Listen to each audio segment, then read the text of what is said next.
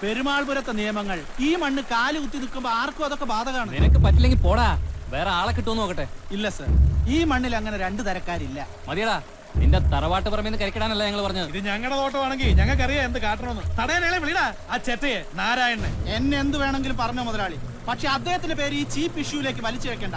കേട്ടു നിൽക്കാനായി എന്ന് വരില്ല. നീ എന്ത് ചെയ്യടാ? വേണ്ട മുതലാളിമാരെ, വെറുതെ